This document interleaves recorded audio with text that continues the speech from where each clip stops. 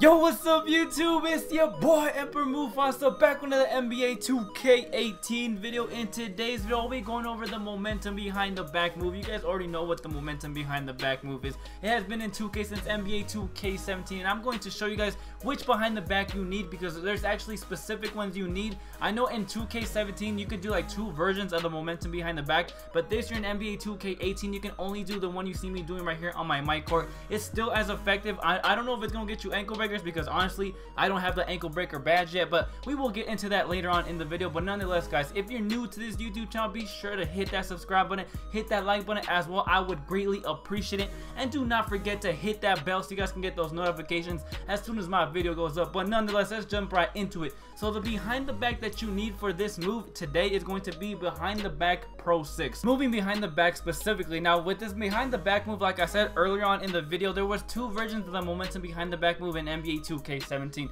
Now when this game came out, I went to go ahead and try out the other version of the momentum behind the back, and it just did not work. That behind the back, the other one, does not work in this game anymore. So right now there's only one behind the back move that you can actually do the momentum behind the back move, and it's going to be this one, this moving behind the back Pro 6. So make sure you have this Pro 6 equipped to your My Player. That's going to be the most effective behind the back right now at the park, at your My Career. So make sure you have this equipped. Now one thing I do want to tell you guys is that your ball handling is going to play a big part and if you can do this move or not at your My Court. Now as you guys can see right here, my ball handling is 24 out of 25. I don't know specifically how many little marks you need in order to speed boost at your My Court, so I'm just letting you guys know right now that if you're wondering why you can't do this move, why you can't speed boost on your My Court, it's because more than likely your ball handling is just not that high. Even though my ball handling is at a 24 out of 25, I checked my attributes and it's actually a 90 ball control as of right now. So I'm just letting you guys know right now so you guys don't wonder or have questions of why you can't do this move at your My Court, because more than likely you guys do not have the proper ball control in order to do the move.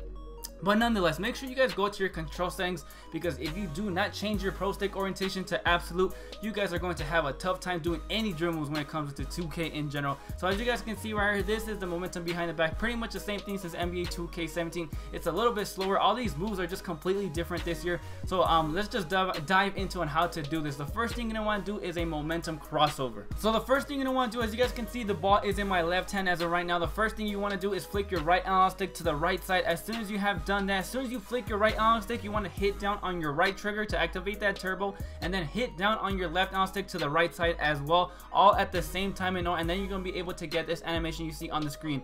Now as soon as you have done that, all you want to do now is do that momentum behind the back or the behind the back move by flicking your right analog stick down to do that behind the back move, and at the same time hit down on your right trigger and flick your left analog stick to the left side this time in order to do the behind the back move. And if you did it correctly, if you have the proper ball handling attributes, you should be able to get this animation you see on the screen.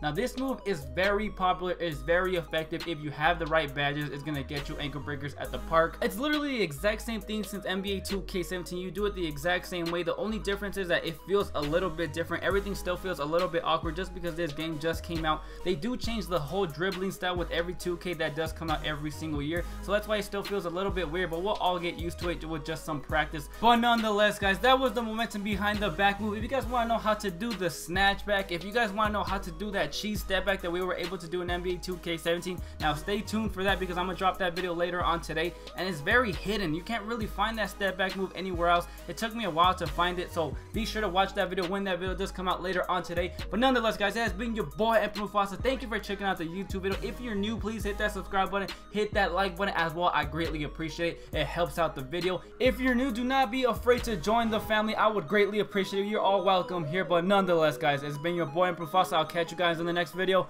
Peace.